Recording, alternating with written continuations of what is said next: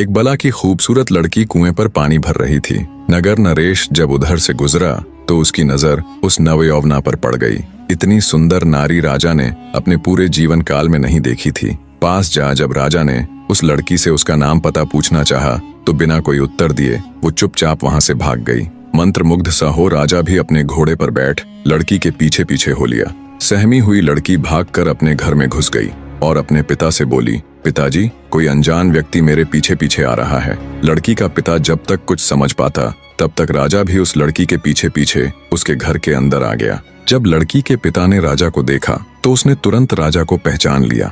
व्यक्ति हाथ जोड़कर बोला, महाराज, एक गरीब के घर आपका कैसे आना हुआ? राजा बोला, अगर तुम्हें कोई परेशानी ना हो तो मैं तुम्हारी बेटी के साथ विवाह करना चाहता हूँ। राजा की बात सुन हैरान ब्राह्मण बोला, महाराज, भला मुझे क्या परेशानी होगी? उल्टा मैं तो बहुत खुश हूँ कि मेरी बेटी रानी बनेगी। दूसरे कक्ष में खड़ी ब्राह्मण कन्या ने जब सारी बात सुनी तो वो भी शर्मा गई। ब्राह्मण ने खुशी खुशी तुरंत सारा ताम झाम कर अपनी बेटी का विवाह राजा के साथ कर दिया। राजा अपनी नवविवाहिता पत्नी को अपने साथ घोड़े पर बैठा राजमहल की तरफ चल पड़ा। चलते चलते रात का समय हो गया और रास्ते में एक घना जंगल लगता था। जब राजा उस जंगल में से निकलने लगा तो ब्राह्मण कन्या बोली, महाराज, मुझे बहुत जोरों की प्यास लगी है। रानी की बात सुन राजा घोड़ा रोककर आसपास कोई पानी का कुआं, कोई झरना खोजने लगा। उसी जंगल में एक खूंखार आदमखोर दानव रहता था। जब भी कोई उस जंगल से गुजरता तो दानव को आदम यानी मनुष्य की महक आ जाती थी। कई दिनों के भूखे आदमखोर को जब मानव गंध आई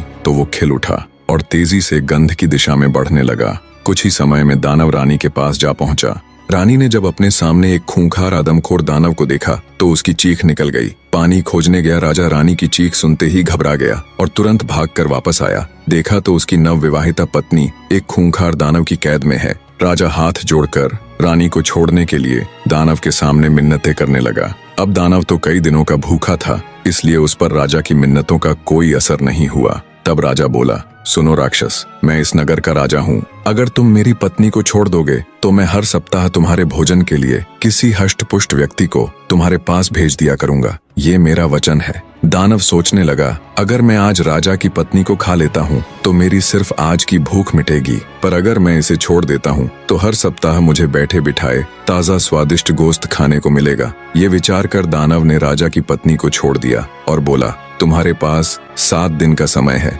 अगर तुमने अपना वचन नहीं निभाया तो याद रखना, मैं तुम्हारे महल में घुसकर किसी को भी जीवित नहीं छोड़ूंगा। राजा भारी मन से अपनी पत्नी को ले राजमहल वापस आ गया। सोच रहा था, रानी को तो उस दानव से बचा लिया, मगर अब हर सप्ताह उस दानव के पास आदमी कहाँ से भेजूंगा?